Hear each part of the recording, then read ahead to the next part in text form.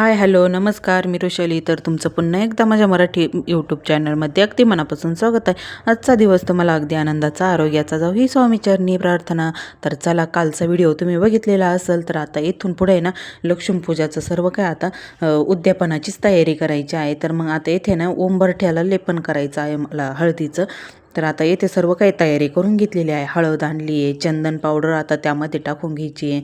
उंबरठ्याला आहे ना आधी पाणी, स्वच्छ पाणी टाकून पुसून घेतलेलं आहे. आणि आता हळद, चंदन, एक कापराची वडी पण त्यामध्ये टाकून घेतलेली आहे. मग आता त्यावरती ना पाणी टाकून घ्यायचं आहे थोडं. आणि मग आता इथे गुलाबजल पण आणलेला आहे ना, तर मग गुलाबजल त्यामध्ये टाकून घ्यायचं आहे. मग छान असं सर्व काही मिक्स करून घ्यायचं आहे आपल्याला गुलाबजल टाकून. गोमित्र पण टाकायला लागतं, पण मग माझ्याकडे ना गोमित्र नव्हतं, त्यामुळे ना गोमित्र नाही टाकलं मी. तर मग आता छान असं आता सर्व काही हळद वगैरे ते काढून घ्यायचं आहे. आणि मग आता आपल्याला उंबरठ्याला लेपन करायचं आहे. छान असं हळद आणि ते मिक्स करून घेतलं. तर इतकं असं पातळ करून घ्यायचं आहे आपल्याला, म्हणजे उंबरठ्याला लेपन बसेल असं इतकं पातळ करायचं आहे. तर आता त्यावरती मी टाकून घेतलेलं आहे आणि हातानं असं पूर्ण छान असं सर्व काही आता उंबरठ्याला चोळून घ्यायचं आहे. थोडंसं पातळच झालं माझ्याकडनं, पण मग आता आता सर्व काही आता उंबरठ्याला चोळून घ्यायचं आहे.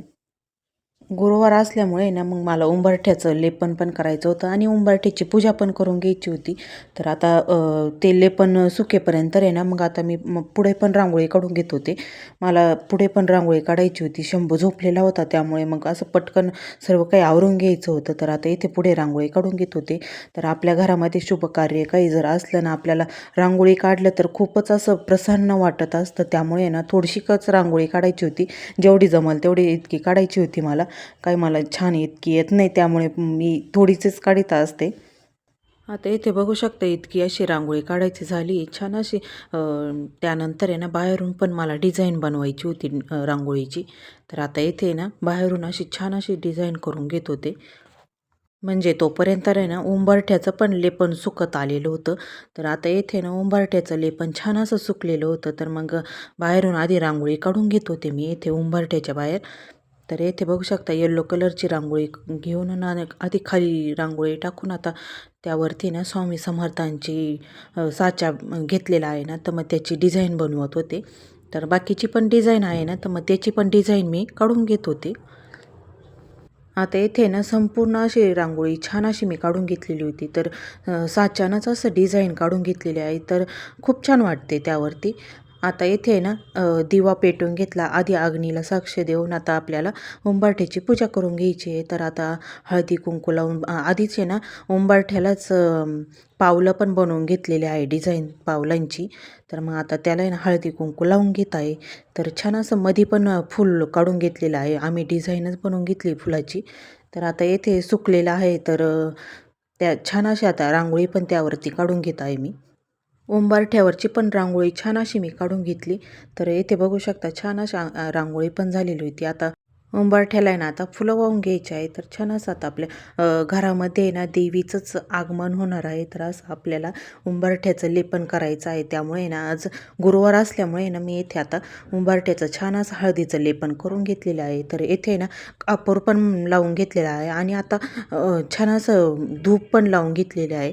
तर उंबरठ्याची पूजा करून घ्यायची. छान असं आता धुपानंच असं ओवाळून घेतलं आहे मी.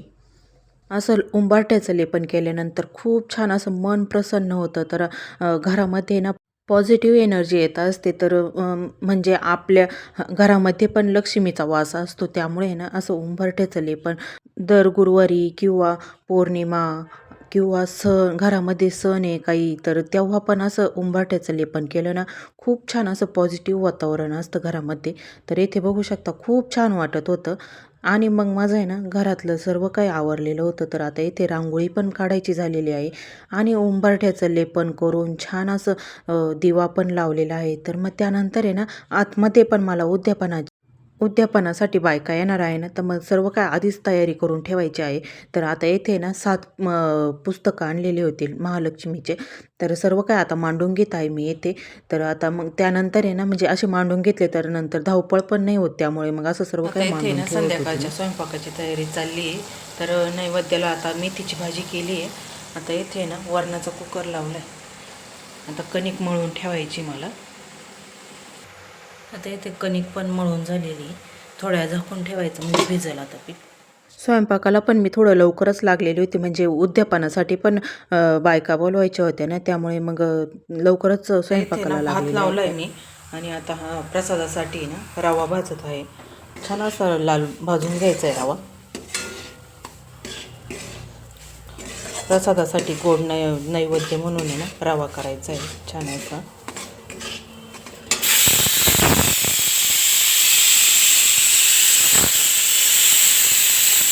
आता माझं सर्व काय स्वयंपाक वगैरे आवरलेलं होतं, तर आता उद्यापनासाठी बायकांना पण फोन करून दिले होते, तर मग माझं पण आता आवरलेलं आहे. छान असं साडी पण नेसून आलेली आहे मी. तर येथे चहा पण ठेवलेला आहे, तर पुस्तकांची पण तयारी करून ठेवलेली आहे. ही साडी मी आता नेसलेली आहे, तर साडी कशी वाटते नक्की कमेंट करून सांगा. तर मग त्यानंतर आहे ना चहा पण ठेवून दिलेला होता उकळायला. तर येथे शंभू, स्वरा पण बसलेले होते. तर येथे आम्ही छान असं फोटो पण काढले आणि थोडासा व्हिडिओ पण शूट केलेला होता. तर सासूबाई पण आलेल्या होत्या ताई. तर येथे बायका पण आलेल्या आहेत, तुम्ही बघू शकता. मग आल्या आल्या ना मग सर्वांना चहा दिला.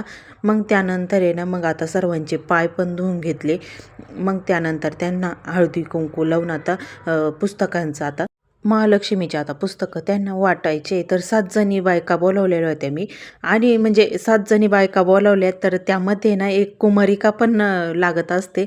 तर म्हणजे असं मी काही बोलवलेलं नाही, माझ्या पण लक्षात राहिलं नाही. पण मग आता त्यांच्यासोबत एक कुमारिका पण आली होती. तर खूप छान असं मला पण खूप छान वाटलं. म्हणजे आपण जेवढं भक्तिभावानं करत असतो, तर म्हणजे देवीच्याच रूपानं ती कन्या पण आलेली होती. तर येथे बघू शकता. मग आता सर्व बायकांचा मी आता येथे ना पुस्तकं वाटून आता त्यांना हळदी कुंकू लावून पण घेत होते. मार्गशीर्ष महिन्यातले मी 4ही गुरुवार उपवास पकडलेले होते आणि पूजा पण मांडत होते. तुमच्यासोबत पण शेअर केलेले आहे मी. तर म्हणजे 4ही गुरुवार उपवास असायचा तरी मला थकल्यासारखं वाटत नव्हतं.